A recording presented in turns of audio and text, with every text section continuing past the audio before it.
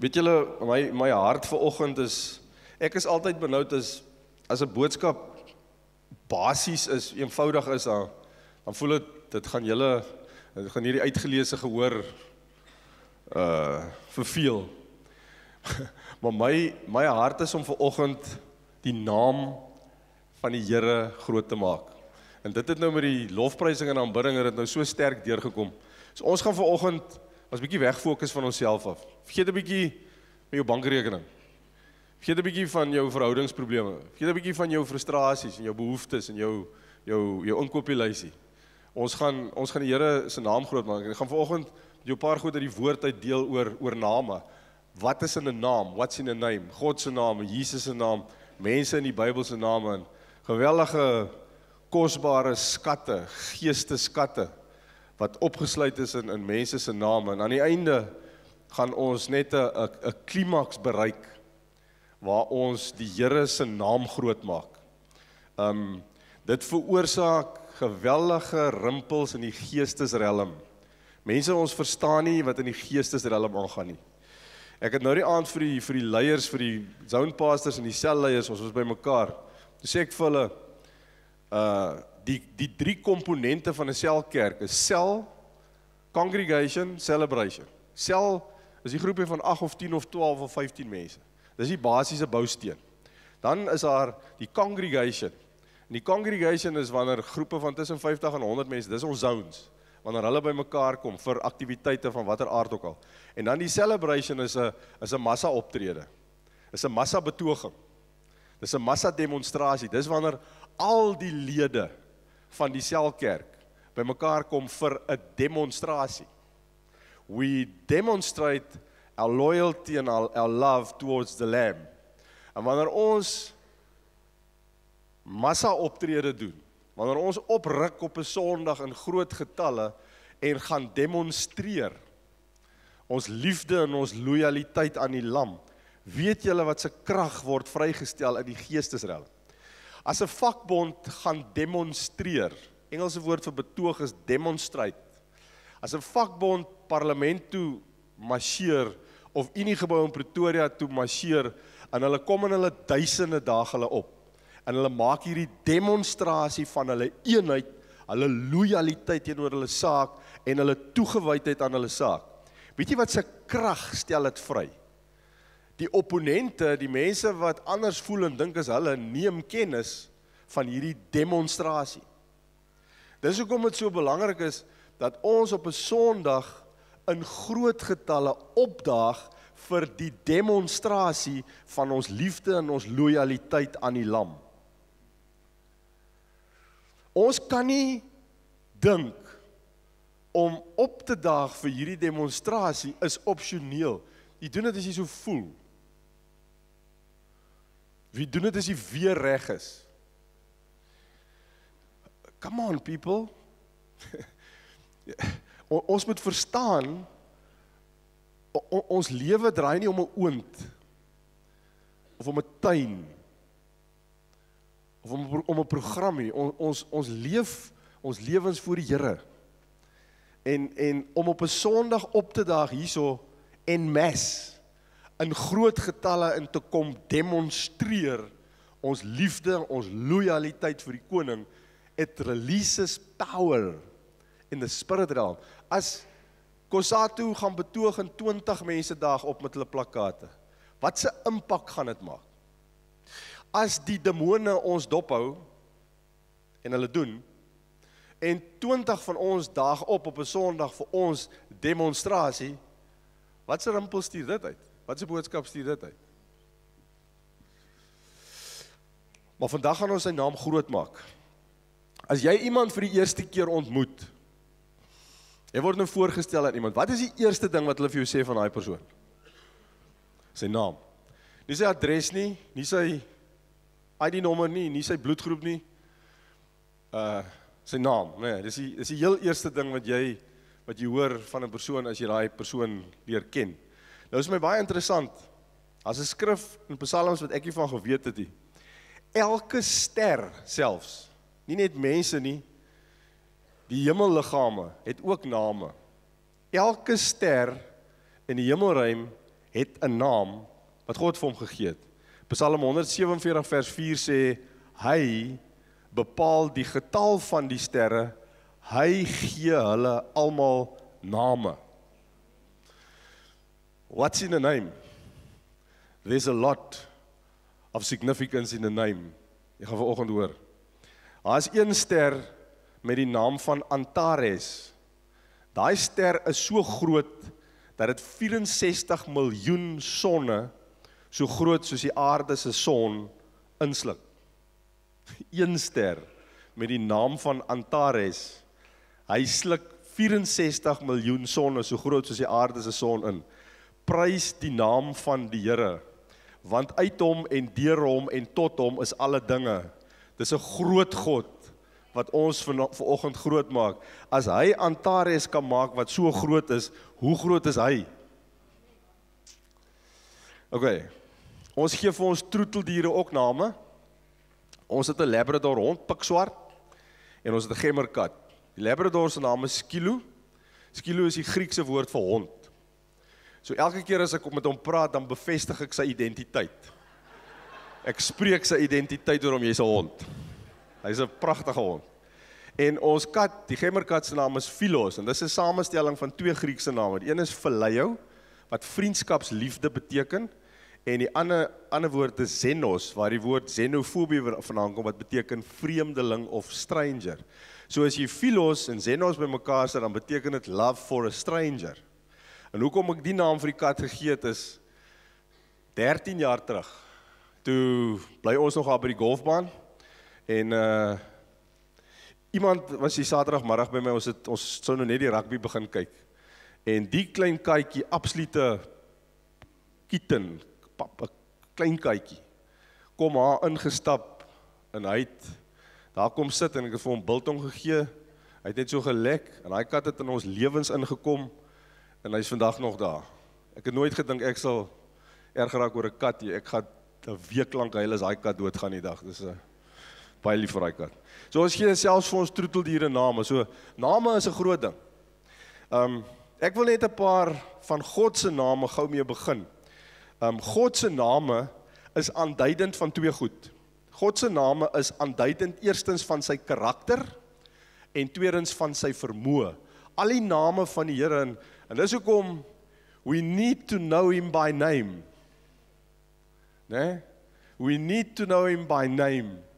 Want sy name openbaar sy karakter en sy vermoë. Aan die ander woorde, sy name openbaar hoe hy is en wat hy kan doen. Hier is ons 'n paar name, dis maar net 'n paar. Jehovah Jireh, die Here jou voorsiener. Jehovah Rapha, die Here jou geneesheer. Jehovah Shalom, die Here gee jou sy vrede. Jehovah Tsidkenu, die Here my geregtigheid. Jehovah Elohim, die Here jou maker en verlosser. Jehovah Gibor, die Here die almagtige. Jehovah Nissi, die Here ons banier, of die Here ons oorwinning. In die Bybelse tyd, as hulle oorlog gemaak het, dan die weermag, die land wat die veldslag wen, hulle het 'n banier gehef, hulle het 'n banier opgesteek, en daarmee het hulle gesê, ons is die oorwinnaars. Nou Jehovah Nissi, God is ons banier, sy banier is voortdurend oor ons, want die oorwinning is reeds behaal. Hy het reeds op Golgotha Satan, sonde, dood en hel oorwin. So hy het reeds die oorwinning behaal. We don't fight for victory, we fight from a position of victory. So die banier is konstant oor jou, jy leef ononderbroke onder daai banier, wat die Here oor jou span. Jehovah Mkadesh, die Here wat ons reinig, of wat ons heilig. Jehovah Shalom, die Here ons vrede. Nou daar is 32 van God se name wat met die voorvoegsel EL begin, 32 van hulle, en daai L dui op die almag van God. Elke keer as jy in God se naam die voorvoegsel EL sien, dan kan jy maar weet, daai naam van hom sê iets van sy almag. En nou kan jy gaan kyk, baie van die godsmanne en godsvroue in die Bybel se name het met 'n EL begin of met 'n EL agtervoegsel geëindig. Elia, Elisa, voorvoegsel EL, Daniel, EL agter, Gabriel, EL agter, en so is daar baie. En daai EL wat hulle elke keer in die persoon se naam ingebou het, dui maar net op daai persoon se koneksie, se verbintenis met die lewende God. En dis mos nou wonderlik, om dit in jou naam ingebou te hê. Alright. Dan is daar Elohim, dis die eerste naam van God wat jy in die Bybel kry. Genesis 1 vers 1, in die begin het God, Elohim, die hemel en die aarde geskape. Nou, Elohim is 'n meervoudswoord wat dui op God drie-enig, né? En Elohim beteken die God wat jou help om nuut te begin. Wie van julle, soos ek, het al die diep begeerte in jou binneste gehad, Here, gee my asseblief net nog 'n kans. Gee my asseblief net nog 'n nuwe begin.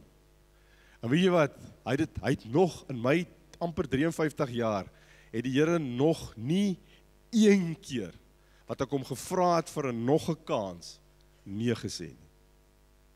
Dis ingebou in sy naam, wat jy in die eerste vers van die Bybel kry. Elohim, die God wat jou help om nuut te begin. So as jy vanoggend hier sit, en jy droog gemaak, jou lewe is chaos, ek wil vir jou sê, ek roep die naam van Elohim oor jou. Die God wat jou help om 'n nuwe begin te maak. Dankie vir daai een amen. El Shaddai, die God wat meer as genoeg is. Rachum wie Ganun, ons God is barmhartig en genadig. So daar's 'n klompie name van die Here wat sy karakter en sy vermoë vir ons uitspel, vir ons onder die indruk bring van hoe hy is, wie hy is en wat hy kan doen. En die Here wil op 'n persoonlike ervaringsvlak sy name aan sy kinders openbaar. Dit help nie ons neem teoreties kennis hiervan nie. Jy ken nie betekenisse van sy name nie. Die Here wil homself aan jou openbaar as Jehovah Jireh. Hy wil in jou lewe, in jou dag tot dag bestaan, wil hy vir jou wys, ek is die God wat voorsien. Hy wil sy naam aan jou openbaar op 'n ervaringsvlak, nie op 'n teoretiese vlak.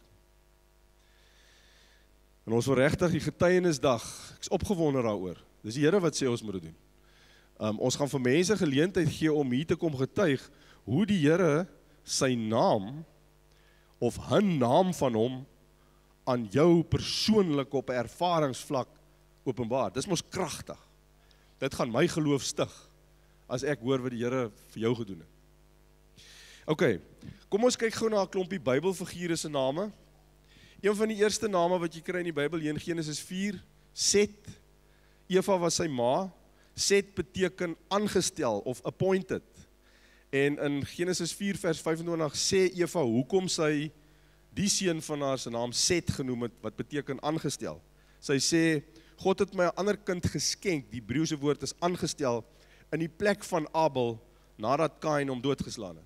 So hierso het die Here vir 'n moeder, wat 'n kind verloor het, daai leemte kom aanvul, en 'n kind aangestel, gegee, geskenk, in die plek van die een, wat sy verloor het. So, hierso, in Set se naam, sien ons maar net weer, die goedheid en die getrouheid, die liefde en die genade van die Here wat gedemonstreer word. Set word aangestel in die plek van Kain, wat hulle aan die dood afgestaan het. Johannes beteken God is gracious, God is genadig. Ek is so dankbaar, dis wat my naam beteken. My ma was serieus in die familiegoede in. My naam is Johannes Ignatius van der Merwe Skoonraad. So, my ma was 'n nooi van der Merwe, en sy was 'n dubbele van der Merwe. Haar ma en haar pa was van der Merwes, en sy was die enigste kind, en ek was haar eerste kind. So, hulle moes die Van der Merwe ergens inwerk. So my derde naam is Van der Merwe, my tweede naam is Ignatius, dis die familienaam van die skoonra se kant af. En Johannes, ek weet nie, hulle kon ook nie vir my sê waar dit vandaan kom, was net vir hulle mooi naam, maar hulle het net nie besef nie. Onder leiding van die Gees van God, glo ek, het hulle daai een ingedruk tussen al die familiename, hulle het hom heel eerste gesit en dit het my noemnaam geword. Want die Here het my geroep om die evangelie van genade te verkondig en nou beteken my naam sommer God is gracious. Ok, Petrus beteken rots, Elia beteken God is redding, Immanuel beteken God is met ons, Samuel beteken God het gehoor, Moses beteken uittrek, ek gaan nou terugkom na dit toe, Sarah beteken prinses, Daniel beteken God is my judge, God is my regter. Wat 'n powerful betekenis in iemand se naam. As jou naam Daniel is, dan dit verklaar profeties, niemand anders gaan oor my toekoms besluit nie, niemand anders gaan oor die uitkoms van my lewe besluit nie, God is my judge, God will decide what will happen to me. Reuben, Ben beteken seun, Ben-Oni, seun, son of my sorrows. Reuben beteken kyk, 'n seun. Nathaniel beteken gawe van God. Ek wil dit nog vir die celebrity Nathaniel sê, dis wat sy naam beteken. Ok, God het soms name van Bybelfigure verander. Baie interessant. Jy moet gou mooi luister wat hier gebeur. God het soms die name van Bybelfigure verander. En daar was 'n paar redes voor. Die een rede was om profeties oor daai persoon se toekoms te spreek. Ek gaan nou vir jou voorbeelde gee. 'n Ander rede hoekom die Here Bybelfigure se name verander het, was om 'n nuwe identiteit in daai persoon te vestig. Jakob het Israel geword byvoorbeeld. 'n Derde rede hoekom hy Bybelfigure se name verander het, was om die persoon te laat besef hy's bestem vir 'n nuwe taak of 'n roeping. Dan begin die Here dit profeties oor daai persoon te spreek. En 'n vierde rede hoekom hy partykeer mense se name verander het, was om die persoon die versekering te gee, God se plan met die persoon se lewe sal in vervulling gaan. So vir hierdie redes en dalk ander ook, het die Here van tyd tot tyd sekere bekende Bybelfigure se name verander. Ok, kom ons noem vir jou net so 'n paar voorbeelde. Abraham, wat beteken verhewe vader, exalted father, sy naam is verander na Abraham, wat beteken vader van 'n menigte, soos julle weet. Sarai, wat beteken toosgierig, sy naam is verander na Sarah, wat beteken prinses. En die Here het haar naam na prinses verander, hoekom? Om te verklaar, profeties te verklaar, sy gaan die voorouer wees van koninklikes. Uit haar nageslag gaan daar koninklikes kom. So die Here verander haar naam na prinses en spreek dit profeties nog lank voor dit gebeur het. Jakob, wat beteken bedrieër. Interessant. Sy naam is verander na Israel, wat beteken wie se krag vanuit God kom. Op ander woorde, die Here verander Jakob, wat beteken bedrieër, sy naam na Israel, sy krag sal voortaan vanuit God kom, en 'n nuwe identiteit word in hierdie persoon gevestig. Het het ongetwyfeld gedui op 'n karakterverandering, wat later sou plaasvind in daai persoon se lewe. Dis net, die Here verander sy naam, en dit word profeties oor hom gespreek, en dit gebeur later in sy lewe. Dan, name is soms ook in ooreenstemming met fisiese eienskappe van die persoon gegee. Byvoorbeeld Isak en Rebekka se seun Esau, hy is met 'n welige bos rooi hare gebore, en Esau beteken harig. Nee? So dis waar sy naam vandaan kom. En dan, baie interessant, in Rut, in die boek Rut, Naomi het 2 seuns gehad. Die een se naam was Maglon, en Maglon beteken sieklik. En die ander seun se naam was Gilion, en Gilion beteken swakheid. Nou, ek verstaan nie hoe op hierdie aarde jy jou 2 seuns sieklik en swakheid noem nie. Maar dis wat sy gedoen het, maar sy dalk vooraf kennis gehad, wat die Heilige Gees vir haar gegee het, want dit het toe so gebeur dat albei hierdie seuns, Maglon en Gilion, het op 'n baie vroeë ouderdom gesterf. En toe het Naomi, die ma van die twee seuns, wie se naam beteken my aangenaamheid, het haar naam laat verander na Mara, wat beteken bitter, omdat sy deur 'n baie moeilike tyd gegaan het. So julle sien, name is nie sommer net Piet en Koos en Klaas en Annie en so nie. Dis diep goed hierdie. En mense, ek wil miskien ook net hierdie ding ingooi. Ons moet versigtig wees om mekaar byname te gee. Weet jy, daar's krag in die gesproke woord. En as jy 'n oue bynaam gee, jy spreek 'n ding oor hom. En jy kan hom amper gevange hou in 'n swakheid, want byname draai baie keer om swakhede. Jy tel 'n swakheid in 'n ou op. En rondom dit kry jy 'n bynaam. En nou spreek jy dit oor hom en jy kan daai persoon amper gevange hou in sy swakheid in plaas van om 'n deurbraak oor hom te spreek. Okay. Josef beteken may God add, mag God byvoeg. En dit het waar geword in sy lewe. Hy het deur 'n bittermoeilike tyd gegaan. Hy was op 'n stadium in die tronk, soos julle weet. Hy was as 'n slaaf verkoop, ander woorde, hy het sy status as vryman verloor. Hy het deur 'n baie moeilike tyd gegaan, maar sy naam beteken mag God byvoeg en God het bygevoeg. Hy het uiteindelik die tweede magtigste man in Egipte geword. Hy het twee seuns gehad, Manasse en Efraim. Manasse beteken God het my al my moeite laat vergeet en Efraim beteken God het my vrugbaar gemaak in die land van my ellende. Ander woorde, na hy deur hierdie moeilike tyd in sy lewe gegaan het en die Here hom seën en die Here hom oprig as die tweede magtigste man in Egipte, toe gee hy vir die Here erkenning vir die goeie goed wat in sy lewe gebeur het deur hierdie twee name vir sy twee seuns te gee. Soms het Jesus self ook sy disippels se name verander. Simon se naam is verander na Petrus, soos julle weet. Petrus beteken rots. Nou, die interessante ding hier vir my is, die Here verander Simon se naam na Petrus. Petrus wat rots beteken, wat dui op standvastigheid. Hy doen dit op 'n stadium toe Simon eintlik so onstandvastig soos 'n riet in die wind was. Toe verander die Here klaar Petrus se naam. Die Here het nie gewag tot Petrus hierdie karakterverandering gewys het nie. Die Here het eers sy naam verander, dit profeties begin spreek oor hom, 'n nuwe identiteit in hom begin vas lê, en toe gebeur dit so. En die beginsel wat Jesus hier gebruik is kragtig. Jy kry dit in Romeine 4 vers 17, wat sê, God roep die dinge wat nie bestaan nie, asof dit reeds bestaan. Ons sê baie keer wat ons sien. Ons kyk na die weer, ons kyk na die damme se level, kyk na jou bankrekening, kyk na die gemeente se bankrekening, en ons spreek wat ons sien. Ons moet intap in 'n higher kingdom principle. Ons moet spreek wat nog nie bestaan nie. God roep die dinge wat nie bestaan nie, asof dit reeds bestaan.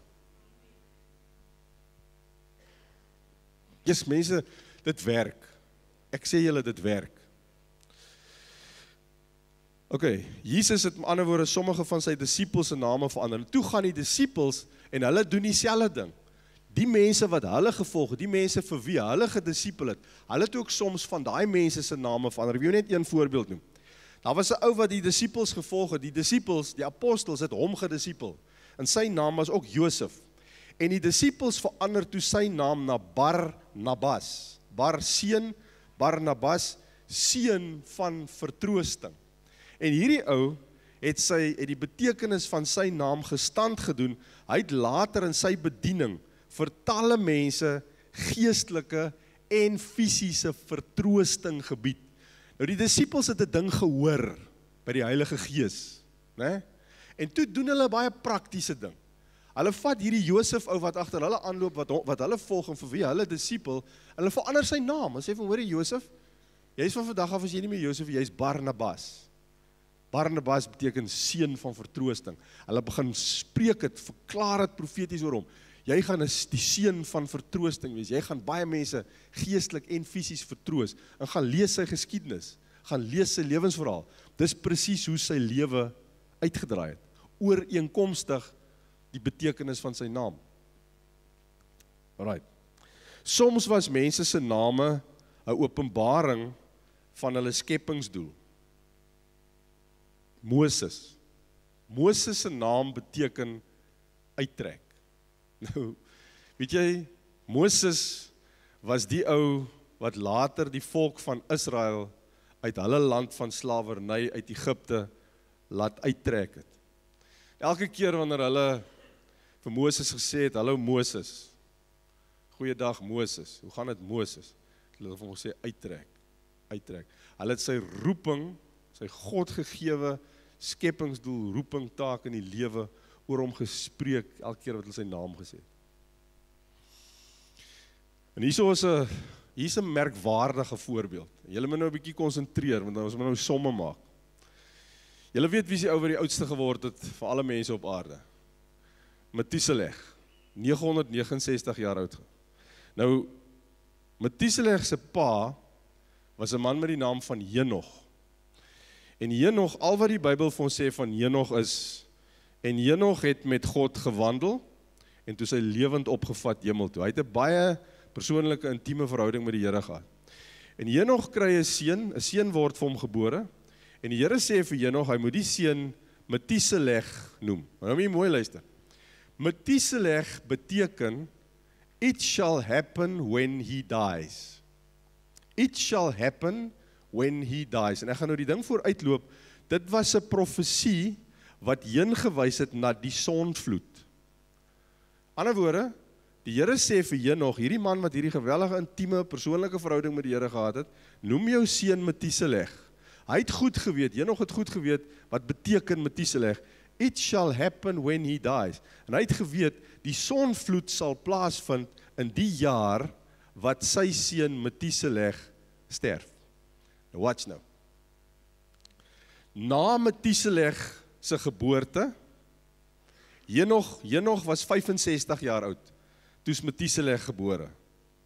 Henog wandel daarna nog 300 jaar met die Here, toe word hy weggerap. Met ander woorde, 300 jaar na Methuselah se geboorte, word Henog opgevat toe Henog 365 jaar oud was. Toe Methuselah 187 jaar oud was, het hy pa van Lameg geword. Methuselah leef na die geboorte van Lameg nog vir 782 jaar.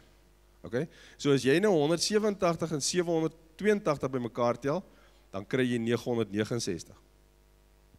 Toe Lameg 182 jaar oud was, is Noag gebore.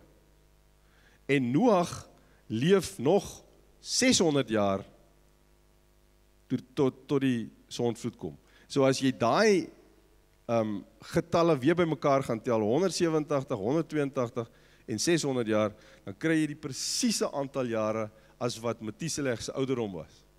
Aan die ander woorde, 969 jaar voor die sonvloed, toe wys die Here vir Henog, pa van Methuselah, in die jaar wat hierdie seun van jou sterf, gaan die sonvloed kom. En dit werk presies so uit. Jy kan maar Genesis 4 en 5 kan jy maar gaan lees, jy sal sien, 4, 5 en 6, dit werk uit tot op die getal. Nou mense, toe ek het ontdek, toe ek op het afkom, toe kon ek nou nie anders nie. Toe sê die Here net vir my, do you see my grace? Do you see my grace? Solank God het gespreek, God het 'n profesie gespreek, hy het gesê, solank as wat Methuselah leef, gaan ek die oordeel terughou. Die sonvloed gaan eers kom, wanneer hierdie seun, Methuselah, wat sy naam beteken, it shall happen when he dies, wanneer hy sterf, dan gaan ek die sonvloed laat gebeur, en gaan my oordeel die aarde tref. En daai man, solank Methuselah asem gehaal het, kon die Here nie die oordeel laat kom nie, want dan gaan hy teen sy eie woord. Solank Methuselah asem gehaal het, hou die Here die oordeel terug. Vir daai rede, en vir geen ander rede nie, het Methuselah die oudste man op aarde. Die Here het die mense die maksimum kans gegee om na hom toe te draai. En weet jy wat? Dis hoekom hy nog nie teruggekom het nie. Presies dieselfde rede hoekom Jesus talm om terug te kom. Hy gee die mensdom, daar's geen veroordeling vir die wat in Christus is nie. Dis hoekom die reënboog, toe Noag uit die ark uitkom, toe is daar 'n reënboog. Gaan lees 'n bietjie op oor die reënboogverbond, oor die Rainbow Covenant. Die Here sê, ek gaan nooit weer die aarde met water vernietig nie. En vir die wat in Christus is daar geen veroordeling, maar daar kom wel 'n oordeel vir die wat nie in Christus is.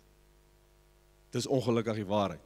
Maar net soos in die geval van Methuselah, in God se groot genade, hou hy terug. Wees hy lankmoedig. Slow to anger, quick to forgive. Gee hy ons die maksimum kans om na hom toe te draai. Dis net 'n karaktereienskap van God en ons sien dit in die naam en in die lewe van Methuselah, die oudste man wat ooit op aarde geleef het.